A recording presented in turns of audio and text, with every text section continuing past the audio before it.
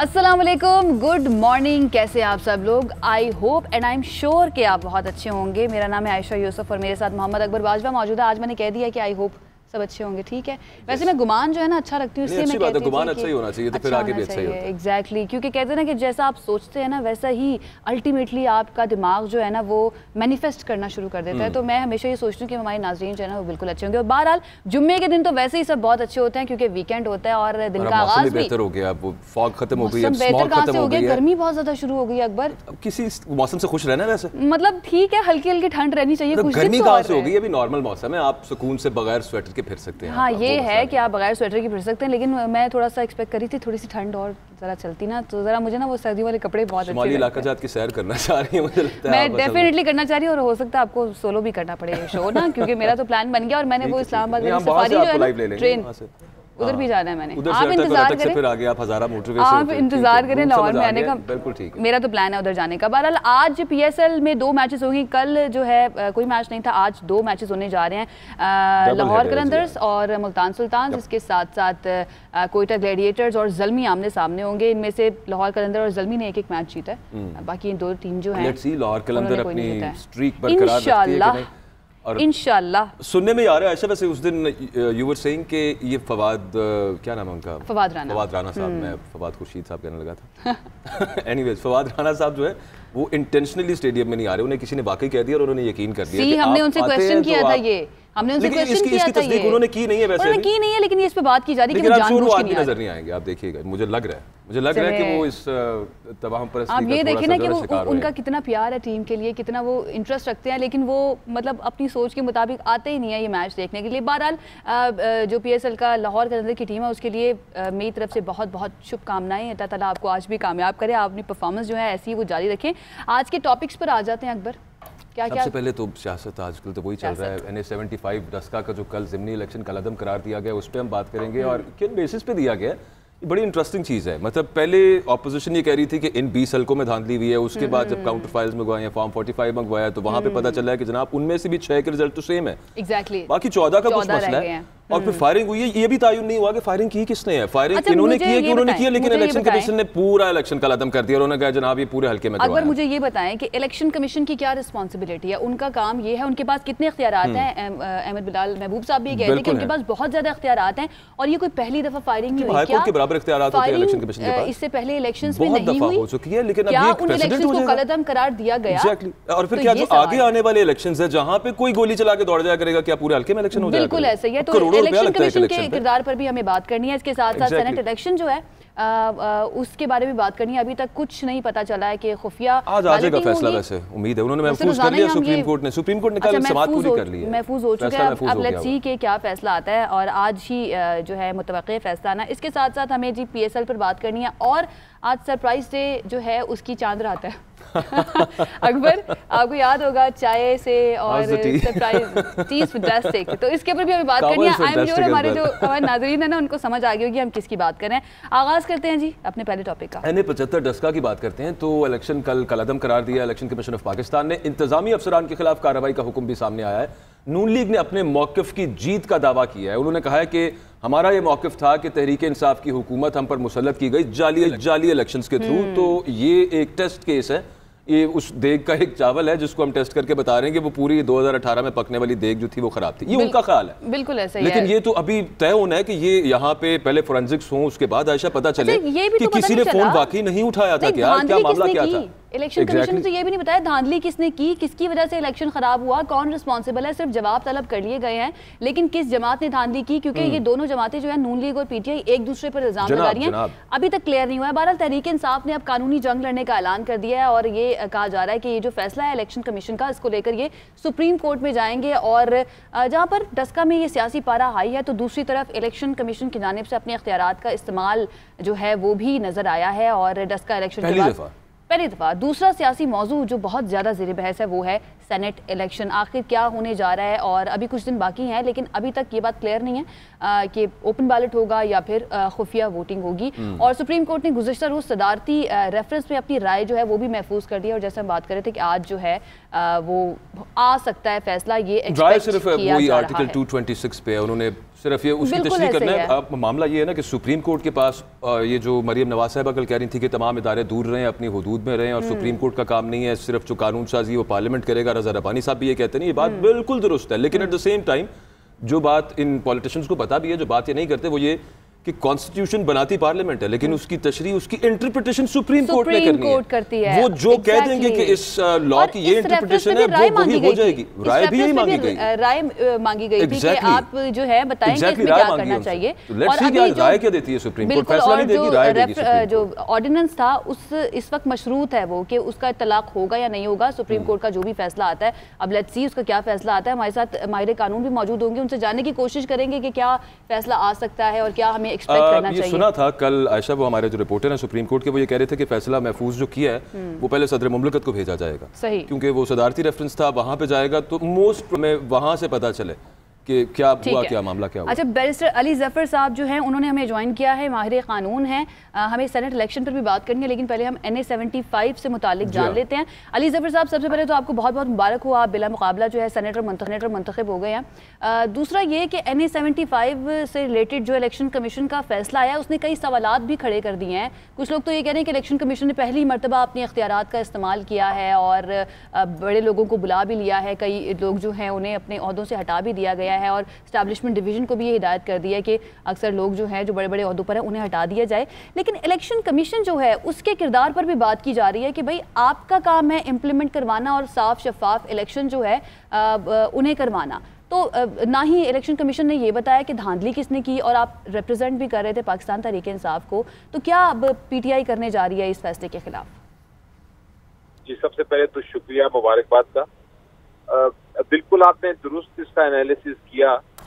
जहां तक election commission of Pakistan का ताल्लुक है, इलेक्शन कमीशन ऑफ पाकिस्तान का इख्तियार तो है कि वो रीपोलिंग करा लें लिमिटेड जहां जिस पोलिंग स्टेशन में कोई मसला हुआ है, लेकिन ये जो पूरा कॉन्स्टिट्यूंसी का फैसला किया है इलेक्शन कमीशन ने कि पूरी कॉन्स्टिट्यूंसी में रीपोलिंग हो, उसके लिए मेरे मुताबिक इलेक्शन कमीशन ऑफ पाकिस्तान के पास सफिशिएंट एविडेंस नहीं था। सफिशिएंट जो शहादतें थी वो ली ही नहीं गई, ना ट्रायल हुआ, ना लोग बुलाए गए, 2 दिन में ये फैसला कर दिया गया जी। तो ये एक गैर कानूनी मेरा ख्याल है ऑर्डर है इस हद तक। जहां तक वो पोलिंग होनी थी, रीपोलिंग होनी थी, वो 20 पोलिंग स्टेशन पे, वो तो शायद दुरुस्त था या उसको मान भी लिया जाता था, लेकिन ये जो है कि पूरी कॉन्स्टिट्यूंसी में इलेक्शन किया जाए, इसमें एक बड़ा सीरियस फ्लॉ है। अली जफर साहब, अगर ये स्टे करता है फैसला, ये रहता है फैसला, तो आपके ख्याल में क्या ये एक ऐसा प्रेसिडेंट सेट हो जाएगा कि बाद में किसी भी हल्के में कोई भी फायरिंग करके चला जाए, उसकी तहकीकात भी ना हो, और सिर्फ ये कि जहाँ पे बदअमनी फैली और टर्नआउट कम किया गया, चलें जी दोबारा इलेक्शन कराएं सारे हल्के? और ये कोई पहली दफा तो नहीं हुआ ना, इससे पहले भी इलेक्शंस में ये होता रहा है, कुछ कर सकता है जी। इसमें ये बड़ा एक सीरियस जो इशू हो सकता है। कल को आप अज्यूम करें कि पूरे नेशन में इलेक्शन हो रहे हैं, हर कॉन्स्टिट्यूंसी, ये तो एक कॉन्स्टिट्यूंसी थी, पूरे मुल्क में इलेक्शन हो रहे हैं, और हर कोई वीडियोस बना के बंदूकें जला के हवाई फायर करके तो उसके बाद वो रख ले, और अगर हार जाता है तो वो फिर इलेक्शन कमीशन के पास चला जाए सेक्शन 9 में और जाके कहे कि जनाब ये तो पूरी कॉन्स्टिट्यूंसी में लॉ एंड ऑर्डर का पोजीशन थी, इसलिए दोबारा से रीपोलिंग कराएं। तो ये तो एक बड़ा अजीबोगरीब प्रेसिडेंट बन जाएगा। हाँ, अगर कोई बड़ा आपके पास ऐसी शहादत है कि कॉन्स्टिट्यूंसी में वाइड स्प्रेड किस्म का लॉ एंड ऑर्डर है और वहाँ लोगों को निकलने नहीं दिया जा रहा और उसका जाहिर सबूत है, आपका रिकॉर्ड है, तो फिर तो उस कॉन्स्टिट्यूंसी में आप रीपोलिंग करा लें। लेकिन जहाँ आप तहकीकात नहीं कराते और 1-2 इंसिडेंट्स हुए हैं पूरी कॉन्स्टिट्यूंसी में, तो फिर उसके बेसिस पे लोगों के वोट जो दिए हुए जिनका हक हटाना या छीन लेना मेरा ख्याल दुरुस्त बात नहीं है। सही। अच्छा अली जफर साहब, कल हमारी पिलडाट के सदर अहमद बिलाल महबूब साहब से बात हो रही थी, तो वो ये कह रहे थे कि मैं पहली मर्तबा इलेक्शन कमीशन को इतना ज़्यादा स्ट्रॉन्ग देख रहा हूँ कि वो अपने इख्तियारात का इस्तेमाल भी कर रही है और उन पर इम्प्लीमेंट भी कर रही है और इस तरह के फैसले भी आ रहे हैं। आपकी क्या राय है इसके ऊपर?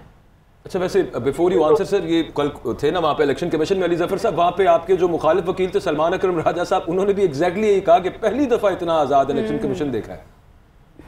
जी देखिए, बिल्कुल इसमें कोई शक नहीं है कि आजाद होना भी चाहिए। इलेक्शन कमीशन ऑफ पाकिस्तान का ये आईनी अदारा है और इसका मकसद है कि वो आजाद हो। बदकिस्मती से पहली हुकूमतों में आजाद इंस्टीट्यूशंस को दबाव में रखने की कोशिश की जाती रही थी और कुछ हद तक वो कामयाब भी रहते थे, लेकिन इस हुकूमत ने हर अदारे को अपना अपना काम करने के लिए छोड़ दिया है।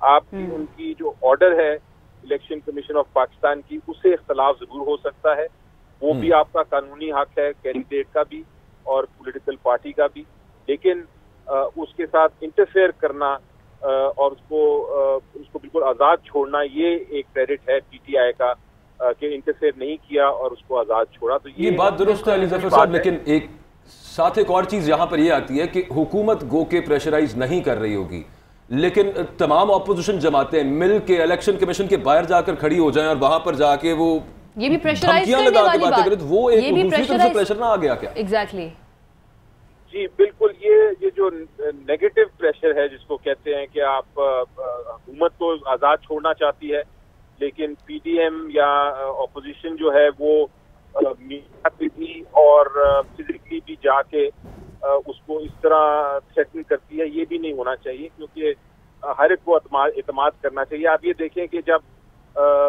खिलाफ आता है, मसलन रशीद साहब का फैसला आता है, तो ये कहा जाता है कि इलेक्शन कमीशन ने बिल्कुल गलत फैसला किया है, और जब वो हक में आ जाता है तो कहा जाता है कि बिल्कुल आज़ाद है। तो ये ऐसी ड्यूल जो है कमेंट्स, ये मेरा ख्याल है नहीं होने चाहिए।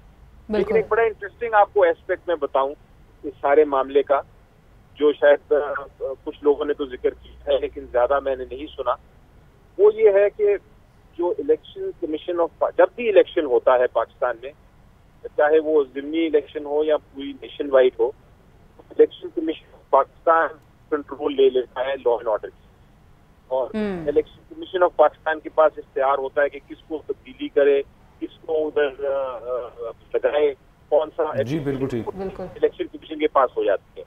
तो अगर इलेक्शन कमीशन में ये कह रहे हैं कि लॉ एंड ऑर्डर सही नहीं था, बिल्कुल। अली जफर साहब, ये जो आप बात कर रहे हैं ना, मेरा ये आखिरी सवाल आपसे यही इस बारे में है कि इलेक्शन कमीशन जो है उससे सवाल कौन पूछेगा, उससे जो है जवाब कौन मांगेगा कि आपके पास ये सारे इख्तियारात थे, आप रिस्पॉन्सिबल थे, पहले जो इलेक्शन हुआ उसको आप शफाफ तरीके से करवाने में कामयाब क्यों नहीं हुए, और अब दोबारा से इलेक्शन होगा उसमें जो फंड्स लगेंगे ये भी तो आवाम का पैसा है ना, उनसे कौन सवाल पूछेगा? इस तरह से इदारे बिल्कुल जब इंडिपेंडेंट छोड़ दिए जाएँ तो फिर जो है उसके नतीजे तो अच्छे नहीं निकलते। एग्जैक्टली यही पॉइंट, ये बड़ा आपने वैलिड सवाल पूछा। यही विजन जो होती है कॉन्स्टिट्यूंसी की जहां इलेक्शन हो रहा है, वो supervision election commission of Pakistan की रिस्पॉन्सिबिलिटी है, और अगर उन्होंने अपनी रिस्पॉन्सिबिलिटी जो है वो नहीं पूरी की तो अपने ऊपर ही एक तरह से इल्जाम लगा रहे हैं।